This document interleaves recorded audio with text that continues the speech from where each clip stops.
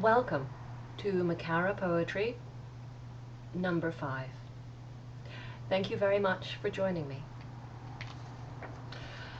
The Incident on Azarok Street, or Wrath. One of these 15-minute eggs Ira was, and such a temper, though that is a word for children, and he was a man from the soles of his boots up, and not to be trifled with.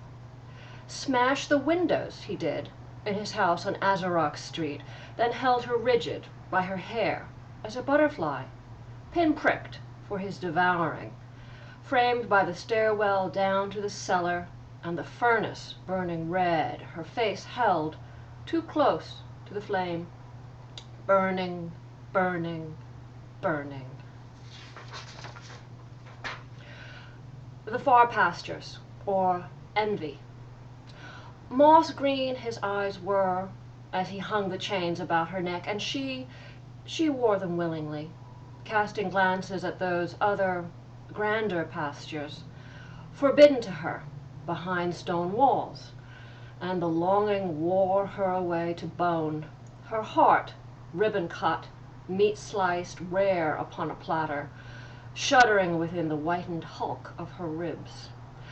Oh, how the chains weigh down now, their indelible impressions, leaving their weird script upon her shoulders. Oh, beware, beware his greening eyes, his hands about your neck, the curling lip of his invidious smile. An old receipt, or gluttony. Butter, flour, 6 eggs, and more.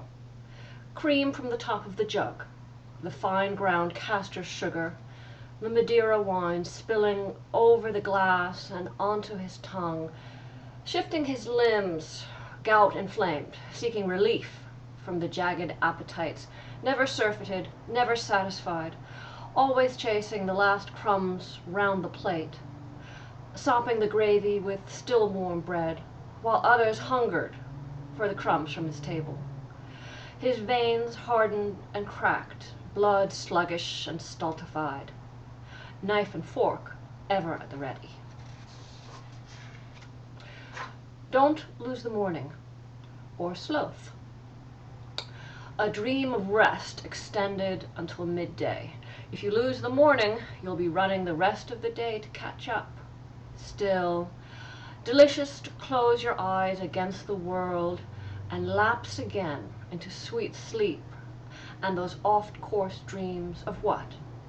Desires in a dressing gown, moving slug-like room to room, leaving a clobber of debris behind. Teacups, the crusts of a late breakfast. The kitchen, hastily cleaned before drowsing into a late afternoon slumber. Another Mills and Boone romance, or Lust. And so Asmodeus passes a sweet from his lips to hers, and she hungers for his limbs with a thirst in her throat born of the desert. Those barren moonlit nights her body was silvered over, and the peacocks screeched in the zoological gardens, and she longed again for that thrust, and retreating from her, the taste of his mouth hard upon hers, the bristle of his hair, hell-singed, his eyes blackly staring upon her whiteness, those pillars of ivory borne down upon to the breaking point, and then the shattering of the sky, broken so by his laughter. Goldman Sachs, or Greed. Grasping so, he places the paper, made flat to stack, in the storeroom, those notes that will grow gray, then golden, over the course, the term of years set down in inky black, always more and more and more again. Singularly unsurfeited he is, the small voice in his soul bellowing, belligerent, in polyester trousers, crowned with beads of sweat, the veins roping out of his neck, coursing blue. He cannot get enough to satisfy the counting house of his mind, the calculations of compounding interest lulling him finally into fretful sleep. And finally, Lucy in her courtyard, or Pride. Lucy tosses her locks, superb in this sylvan suburb of pleasant oaks and hollyhocks, the ivy curling round the grandly gated house, her haughty steps a clattering of well-shod hooves upon the paving stones, carved to her exact specifications, caressing her barefoot soles as she ensures that the neighbors see only the best and the brightest made her adornments.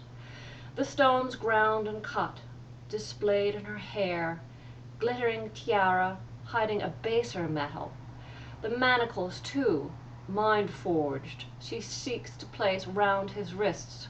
This young one, lean like a whippet, head laid upon her lap.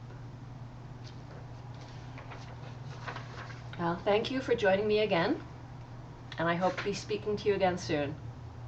And a big thank you again to Ustream TV, without whom this broadcast would not be possible.